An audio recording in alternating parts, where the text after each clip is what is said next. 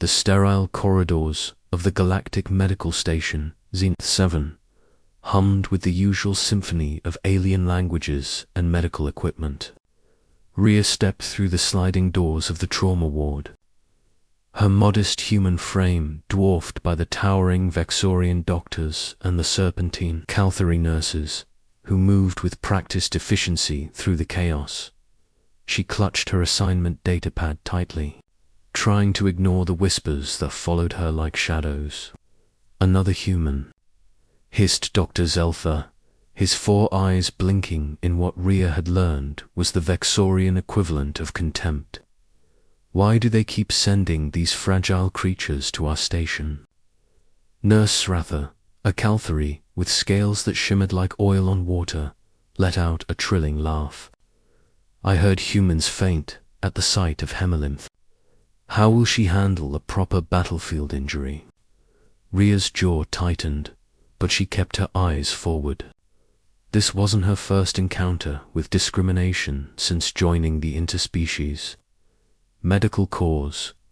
Humans were the newest members of the Galactic Alliance, and their physical limitations were well documented. Compared to the radiation-resistant Vexorians or the poison-immune Calthiri, humans seemed almost laughably vulnerable, but Rhea hadn't come to Zenith 7 to prove she was the strongest or the most resilient. She'd come because she was a damn good nurse. "Nurse Rhea," barked Chief Medical Officer Thongrix, a massive Kroner whose voice could shake the walls. "You're assigned to Bay 7, incoming wounded from the frontier skirmish. Move." Rhea didn't hesitate. She sprinted toward Bay 7, her heart pounding not from fear but from the familiar rush of purpose.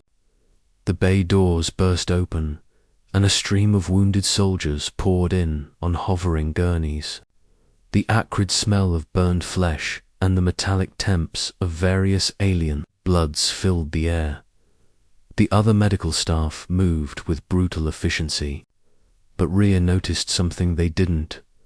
Soldier pushed to the corner, deemed low priority because his vitals appeared stable.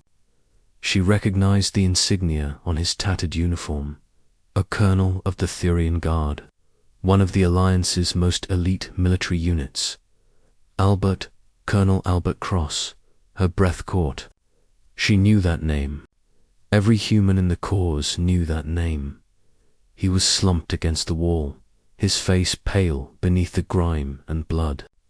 His left arm hung at an unnatural angle, and a deep gash across his abdomen leaked crimson. But his eyes, those sharp, calculating eyes, were still alert.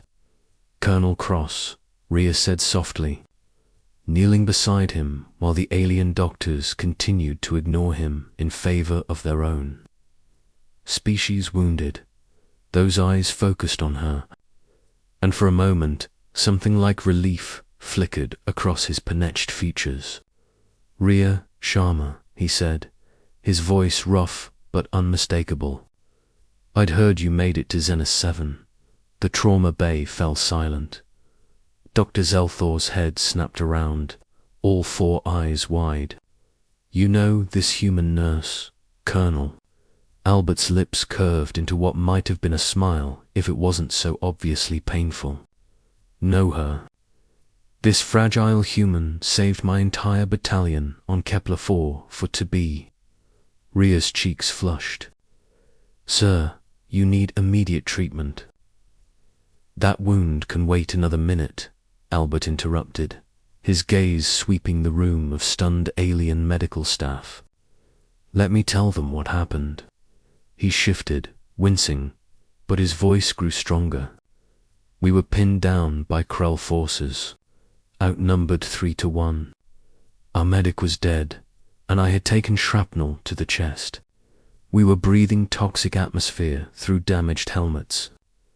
The Vexorian field doctors said I was as good as dead human physiology couldn't survive that kind of exposure." Srather slithered closer, her earlier mockery replaced by uncertain curiosity.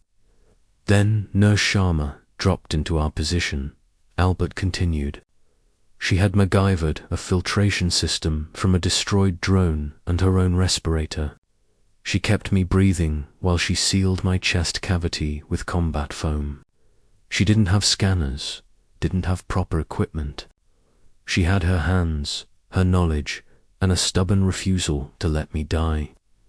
Rhea was already working as he spoke, her hands moving with practiced precision. She applied a dermal regenerator to his abdomen wound, while simultaneously stabilizing his arm.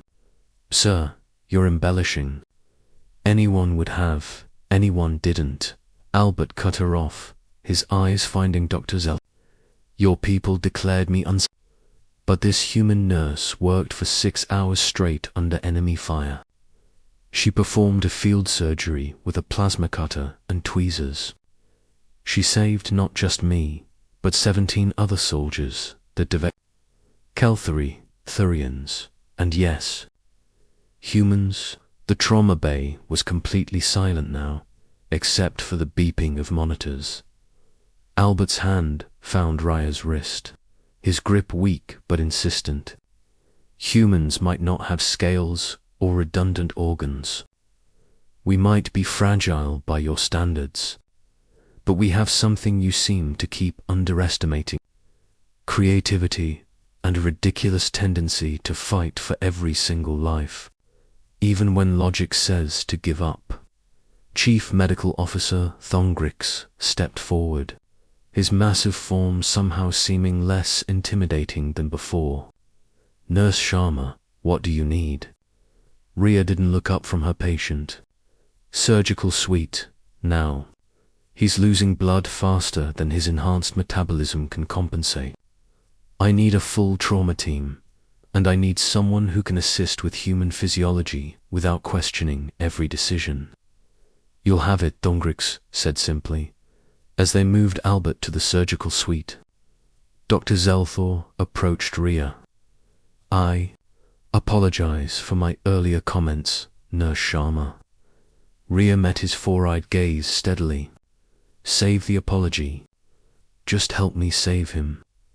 The surgery lasted 8 hours.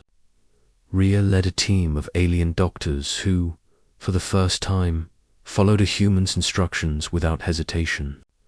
She navigated the complexities of human cardiovascular repair while teaching her alien colleagues the subtle differences that made human medicine both challenging and fascinating.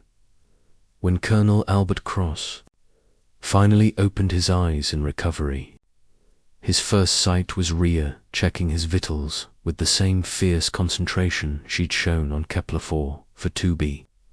"You know," he murmured, "you could have let them keep underestimating you. Would have made for some great I told you so moments." Rhea smiled, adjusting his fore. "I'm not here for I told you so, Colonel. I'm here to make sure soldiers like you get home." From that day forward, no one at Zenith 7 laughed at the human nurse. Instead, they learned from her not because she was the strongest or the most resilient, but because she represented something humanity brought to the Galactic Alliance that had been missing: the unshakable belief that every life was worth fighting for, no matter the odds. And in the vast darkness of space, where humans were still the newcomers, that belief became their greatest strength.